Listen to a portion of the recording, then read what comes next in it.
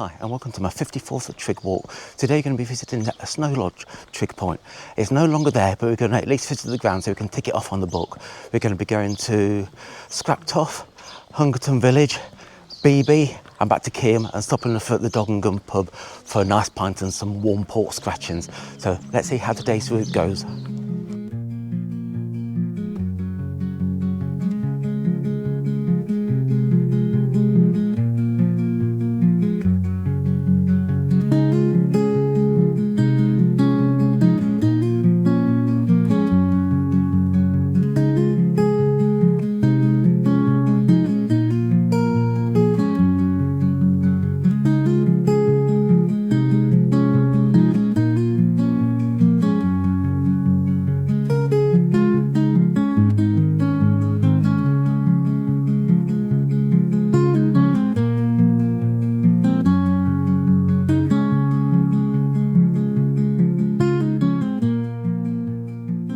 So when we leave Keyham, we're heading south on Snow Lane, out into the countryside. Today's walk is around about 8 miles. We're starting off at Keyham and then we're going to be heading up to Scraptoft, seeing Scraptoft Hall and the Snow Lodge Trig point, which is, like I said before, hang on a second. We've done a walk like this starting from Keyham several times. And one of the interesting features about this place is the churchyard is about a mile down the road, which can only mean it must be because there was a plague or something and they had to bury him and get him out of the town, or get him out of the village quickly. Because I've got Steve with me today, I got Wayne as well, but because Steve's here, we're going to take a sneaky little visit to Ingarsby Tunnel and show him Ingarsby Tunnel, because I don't think he's ever been there. So once we get to Covert Lane, we can go straight over and head down there. I've got a spare torch, I've got several torches, so we should be okay today. Also, I think we're actually walking above Ingarsby Tunnel. I'm not too sure, obviously I don't know any of this area. Between Steve and Wayne, they both used to and still live around this area. So our route to Ingarsby Tunnel, I'll put a little map up, is when you come across the fields from Keyham and you're onto Covert Lane, turn right and you see a little turning, you turn left down there and you see an entrance that will take you through, I don't know what I forgot what it's actually called now, Scraptoft Gorse. So once you've actually gone by the edge of the field, we go through here and this should actually take us to where you've got the old aqueduct, and then we'll be picking up the Ingarsby Tunnel. Then we'll come back down, I think this way somewhere. So just cross over this bridge and then turn left. So we're visiting the aqueduct again. That's where the old line used to go, just down there. We're not far from Ingarsby Tunnel now. So we should be coming to the tunnel just down here. A bit gnarly walking along here, but it all opens up. If you wanted to, we're back on there's the train line bed just there. That'll take you to the viaduct, sorry, aqueduct. And we should be coming to the tunnel entrance in a minute. Hopefully we can get through it and have not bothered with the entrance. But it's just down here.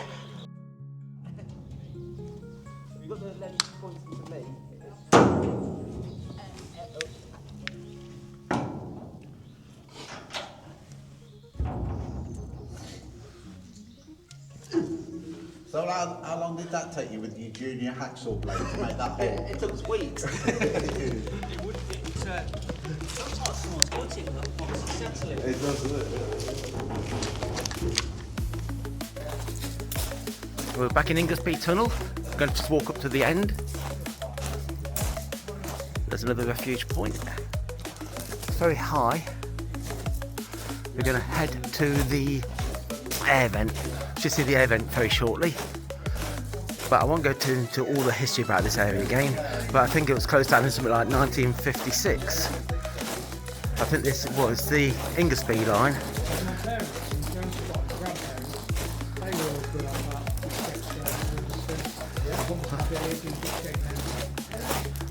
There's the air vent again. Missed it on the way out, up on the way in.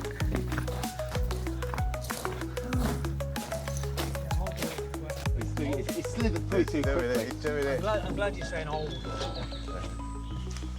You have to try then if you've got the other bit. Now I know that it came around here somewhere, so the path should lead us. Not too sure. Obviously I'm always getting lost, but I know it's around here somewhere. Just looking at the map, got to come through here somewhere.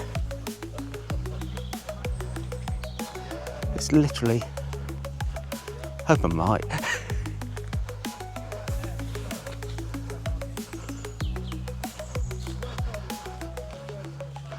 No, I can't find it. Missed the yellow way marker because it's behind that tree, but when you're coming back from Ingarsby Tunnel to your right hand side, you'll see this path, and this hopefully will be a nice walk instead of going on Covert Lane back to Scraptoft. Yeah, here's the bridge. So this is the way back. Yeah. Then you'll see this gate, and you go through here, and this will eventually take you to Scraptoft. Yeah. That's expensive. All the horses grazing in the field, minding their own business. But we're heading over this way now. We're not far from Scraptoft. Been quite pleasant walking over the fields.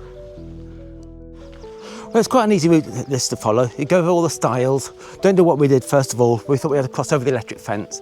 Luckily it's quite a low electric fence, so I didn't get an electric shock. But follow around the edge of it.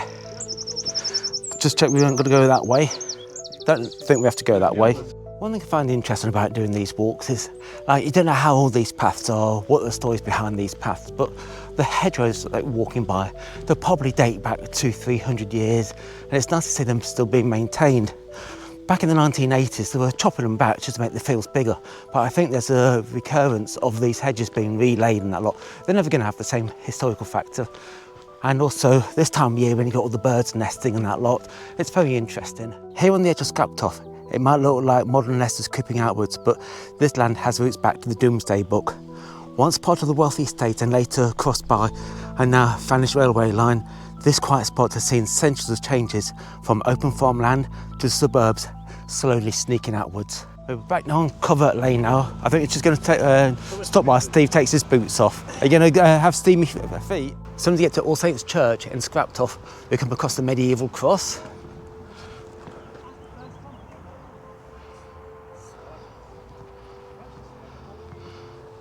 I won't bother, well, we'll go, I don't know whether we'll get inside or not.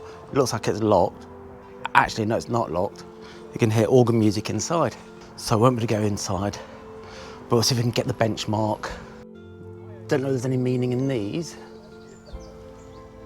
They look old. These markings are old. You've got one there, 1889, 1841.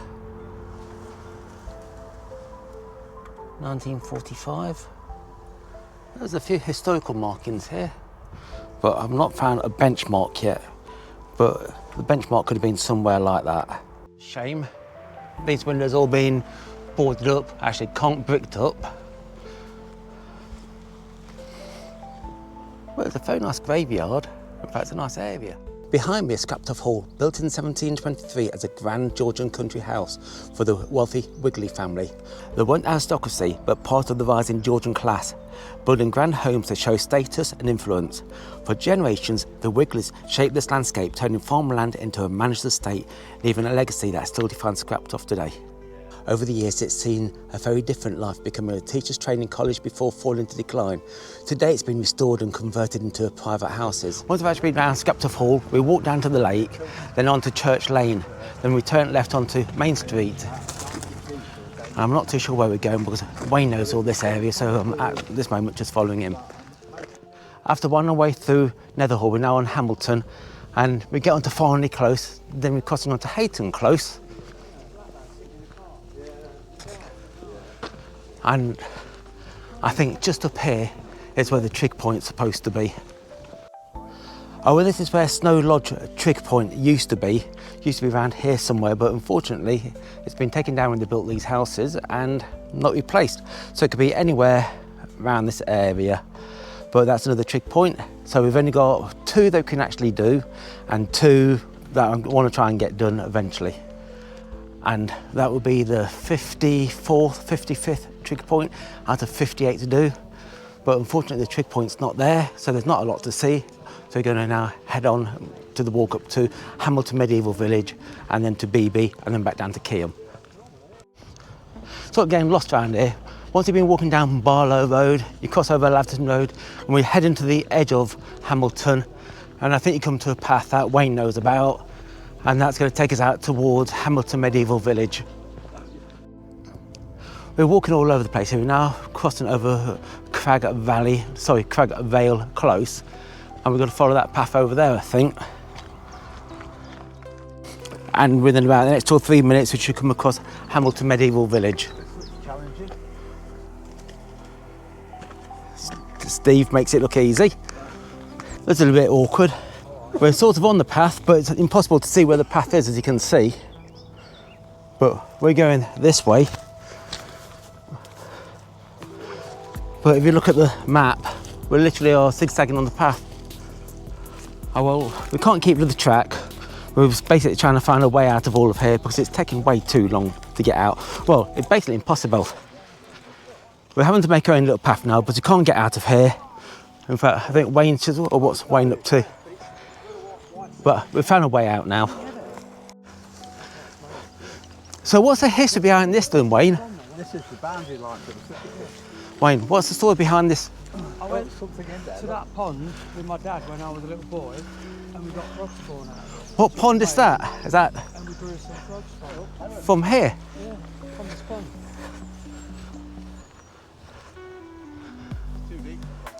After struggling through that shrub and all the thorns and that sort of stuff, we come up to Hamilton Lane, but unfortunately there seems to be a barbed wire fence.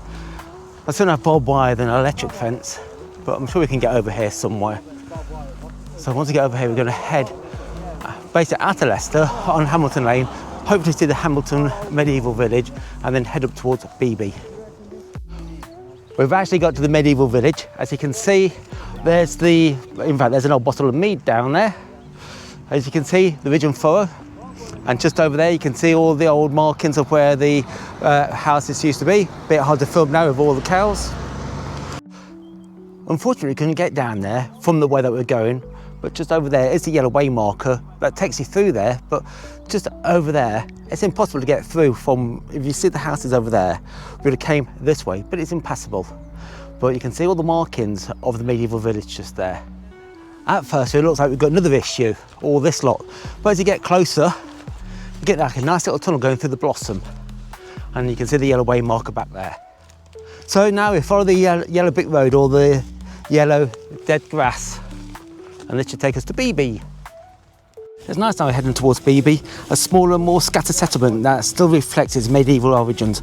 Along the way we will be passing areas where small hamlets like Little Beeby once stood, now vanished, leaving only faint traces in the field. Although, talk about faint traces, we've just seen Hamilton Medieval Village, but I don't think we'll see anything else out here. So hopefully, just up here, we should start seeing Beeby. There's a church at Beeby you can visit, but there's no pub, unfortunately.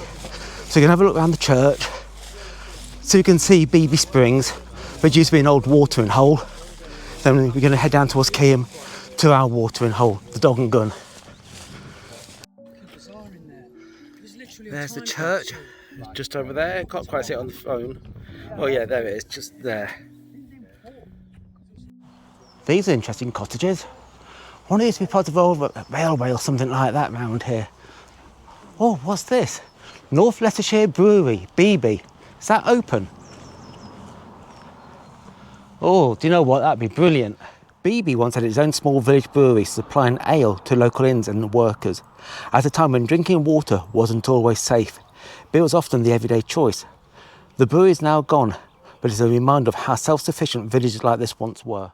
So, as you pass the brewery, you go over this nice little bridge, which you'll see the church in a second. Here's another old hand pump. Don't know if this is all connected to it. 1855. Steve's going to see whether it works. Is he? Wayne's going to. Well, no one's going to. 1953. No, it's not working. It's not even connected to it. But 1855, don't know if that's connected to it. That's a drum tank, that is, I bet. Restored in 1953 for the coronation of Queen Elizabeth II. Who's that? What was that again? It was restored in 1953 to commemorate the coronation of Queen Elizabeth II. What is it? It's a well. This is a well? It is a well. Oh. That's a pump. Oh. It's a well head. Oh, nice. Not a junk tank. No, just a well head. Could you get fog spawn from here? I don't think so, no. No, Not unless you've got your dad with you. There's a pond over there where I used to get frog spawn with my dad when I was a kid, but it's dried up now. Yeah, did I tell you? At the heart of the village stands All Saints Church at Beeby, instantly recognisable for its unusual tower. Rather than a tall spire, it ends abruptly with a flat top. Local legend suggests that the builders fell out before it could be completed, while others say money simply ran out. The village of Beeby is mentioned in the Domesday Book, but no church is recorded. The earliest part of the present church is thought to be the south aisle, which has a 13th century doorway. The lighting is strangely relaxing. There's a pity that the light's not actually coming through the stained glass window, but I suppose you have to wait till a bit later on in the day.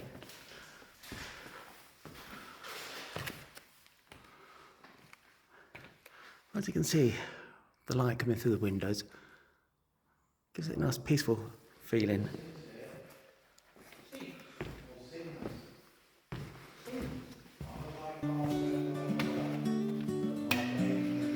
And just over there is the font. Steve's reading the 10 Commandments. Before you get to Little Beeby, you see the public footpath sign just there. Steve is modelling the gate. And it's just this way. I thought it was going to be overgrown, that's why Steve's got me going first. We're not actually far from Keyham now. I think this is Hungerton Lane down here or something like that. But once we get onto this road, we turn left. So now in Keyham Lane, probably about half a mile from the car. We come off Keyham Lane, found a footpath that will take us straight to Keyham. So this will, I think it's going to be the same distance, but at least it's going to be a lot safer than walking along Keyham Lane.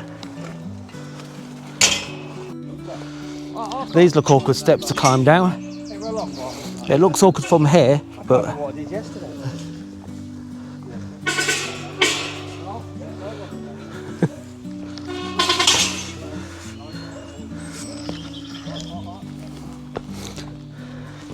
and there's the pub. Here we are at the Dog and Gun pub, where we're going to have a cheeky little pint. The car's literally around the corner. There's the old schoolhouse of 1885, and as you can see, the old school bell. So bell actually ring when all the kids used to start school. Don't know how many times I've taken a video of this old hand pump, but here it is again. And an old telephone box, which is now a library. The Keyham Library. I wonder what books are in here. I wonder what this could have been, but we're almost finished now.